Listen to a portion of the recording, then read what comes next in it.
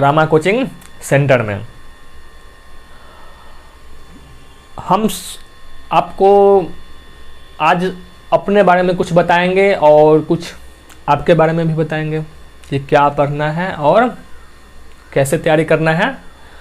तो मेरा नाम तो आप सब जान ही गए और मेरा पहचान, अगर आप सब अच्छे से मेहनत कीजिएगा, अच्छे से तैयारी कीजिएगा, अगर मेरे पढ़ाए हुए तरीक़ा से अगर आप सबको अच्छा समझ में आए तो मेरा पहचान अपने आप बन जाएगा।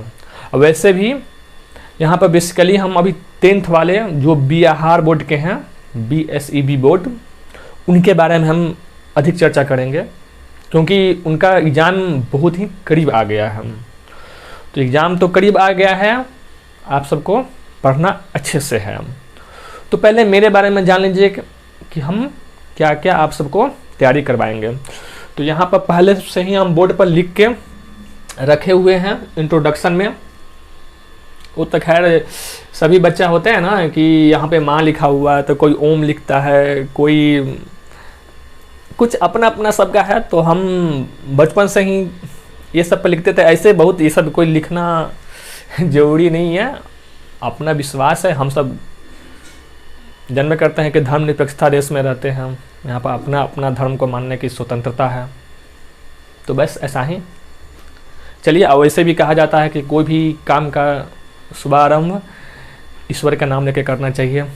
खैर विद्या के देवी तो सरस्वती माँ है, तो उन्हीं का माँ नाम है। चलिए, तो इंट्रोडक्शन में है, तो इसमें क्लास में लिखे हुए हैं कि जैसे में ये 8th क्लास है, 9th क्लास है, 10th क्लास है, और साथ में यहाँ पे बोर्ड का भी नाम लिखे हुए हैं कि BSEB बोर्ड, चाहे CBSE बोर्ड हो या ICSE बोर्ड, इस तीनों बोर्ड को हम आपको अच्छे से तैयारी कराएंगे। और साथ में यहाँ पर देखिए ये है polytechnic entrance exam, Navodaya Vidyalaya exam, Ramkishan mission और सिमुरताला आवासीय विद्यालय, इन सबको भी हम कंबाइंड तैयारी करवाएंगे, माने कि अच्छे तरीक़ा से सभी बच्चों को। और यहाँ पर जो लिखा इम्पोर्टेंट फार्मूला, महत्वपूर्ण जो सूत्र है, उसको यहाँ पे ये भी लिखा हुआ है कि विथ ट्रिक। विथ ट्रिक का मतलब ये होता है कि बहुत ऐसा फार्मूला होता है जो स्टूडेंट को याद करने में दिक्कत होता है। जैसे में याद कीजिएगा कुछ भी और बाद में उल्टा पुल्टा लिखा जाएगा, तो उल्टा पुल्टा तो नहीं लिखना है क्योंकि एग्ज़ाम के समय तो उल्टा पुल्टा हुआ तो फिर नंबर भी उल्टा पुल्टा हो जाता है।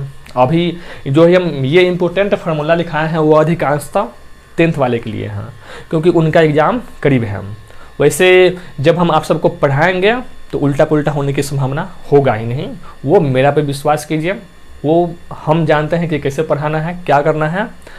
तो इसमें जैसे में यहाँ पे हम कुछ समझाए भी हुए हैं कि कैसे हम तैयारी करेंगे इम्पोर्टेंट फार्मूला को। तो इस सब जो 10th वाले स्टूडेंट होंगे, 9th 10th वाले, इनको जानते होंगे कि ये निर्देशांक ज्यामिति का है। जैसे में इसके त्रिभुज का तीनों भुजाओं का मान दिया, तीनों जो शीर्ष होता है उनका मान दिया रहता है। यह है x1 y1, x2 y2 और x3 y3। तो इनका एरिया निकालना होता है। एरिया का मतलब होता है क्षेत्रफल।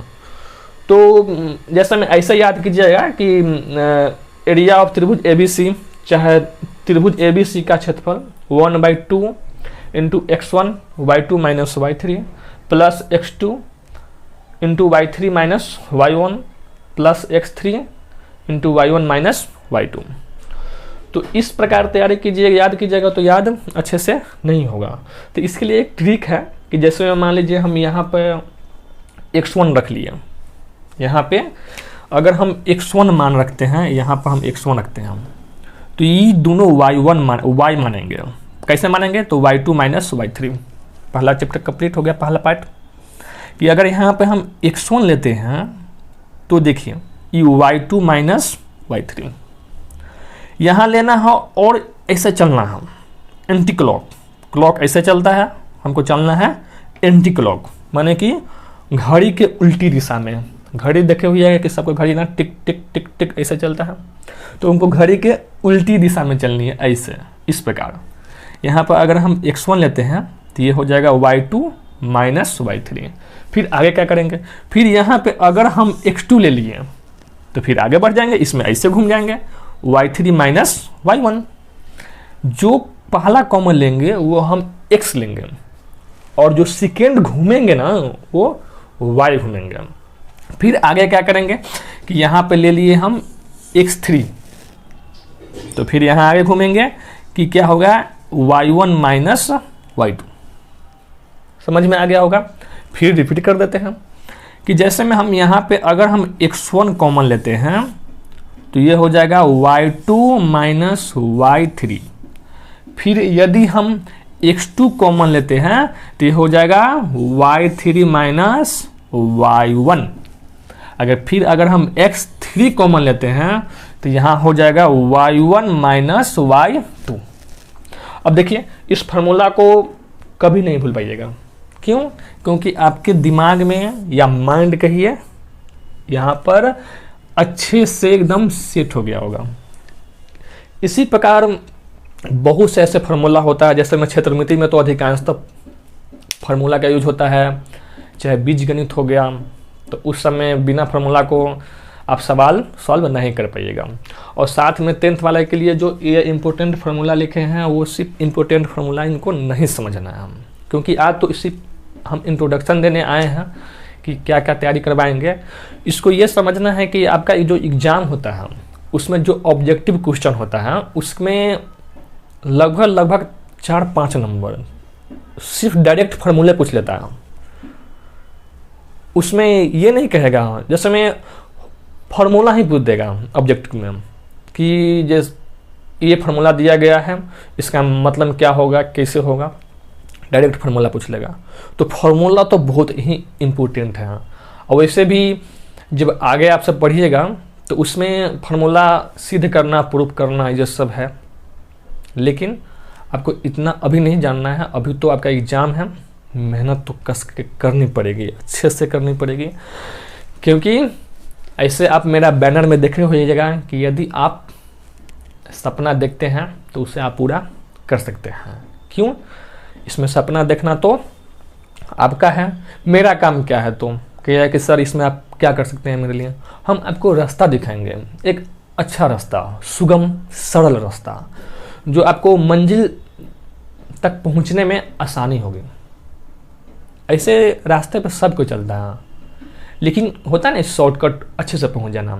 अभी का जो समय है उसमें अगर कोई बच्चा धीरे धीरे चलेगा, अपना माइंड से नहीं चलेगा, तो वो पढ़ता ही रह जाएगा।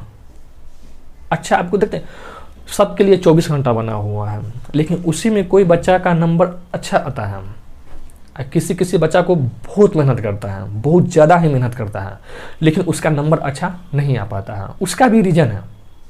रीज़न यहाँ पे ये है कि मेहनत तो सब किया है, लेकिन वो जो मेहनत किया है वो स्टैंडर्ड मेहनत किया है। मतलब कि एक होता है ना यूनिक मेथड, क्वेश्चन में क्या पूछ रहा है, किस हमको आंसर क्या देना है, ये समझ होना सबसे अति आवश्यक है।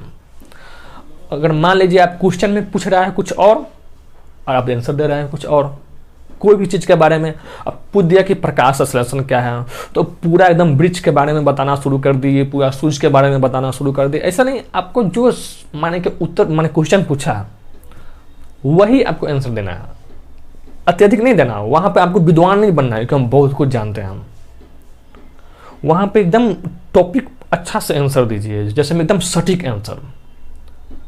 ऐसे ऑब्जेक्टिव तो अधिक है, ऐसे आप सबको तो पता ही है कि 40 गो ऑब्जेक्टिव आपको सही बना के आना है, जिसमें से आपको 80 गो ऑब्जेक्टिव पहले से ही दिया जाएगा। तो उसमें 40 को पेंट करना ये कोई बड़ी बात नहीं है। तो सिर्फ ऑब्जेक्टिव पर ही ध्यान देना, उससे आप पास हो जाइएगा। लेकिन अच्छा आपको नंबर लाना है। पास होना कोई बड़ी बात नहीं है। कोई कहेगा कि सर ऐसे पास होना बड़ी बात नहीं है। अपना बारे में हम नहीं बताए हैं, जिसमें पटना में हम 3.5 साल क्लास करवाए हुए हैं। अभी फ़िलहाल अपना होम टाउन में भी कोचिंग कराते हैं, लेकिन फिर मन हुआ कि अब ऑनलाइन भी आप सभी को पढ़ाया जाए, तो क्लास चालू किए हैं हम।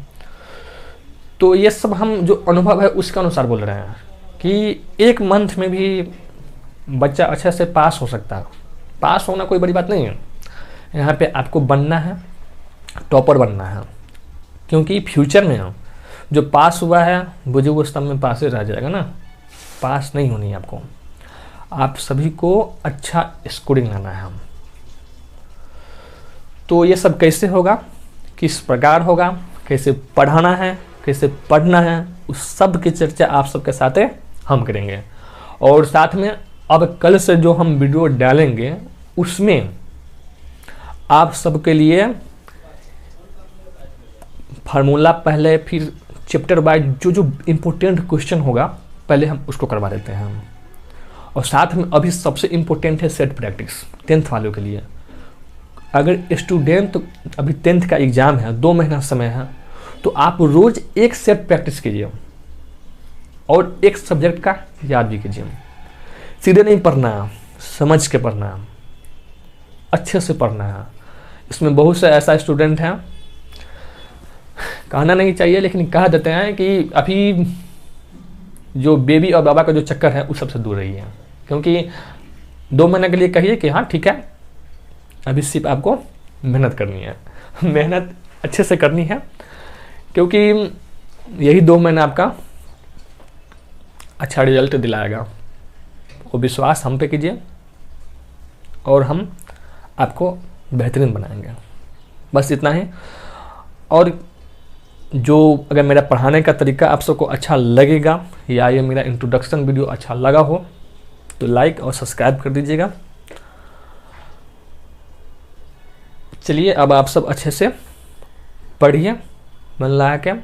नेक्स्ट वीडियो में कल मिलते हैं, जिसमें सभी अभी इम्पोर्टेंट, उसमें कुछ सूत्र भी रहेगा, इम्पोर्टेंट मैथ के सवाल आपको लगभग सभी सब्जेक्ट के सवाल, स्पेशली मैथ और साइंस अच्छे से माने कि अभी फ़िलहाल अधिक पढ़ाएंगे। वैसे आपका एग्ज़ाम है तो हम सभी सब्जेक्ट करवाएंगे, लेकिन अभी फ़िलहाल मैथ और साइंस के टॉपिक को हम अच्छे से समझाएंगे। और आप सबका काम है रोज़ अच्छे से पढ़ना। Thank you.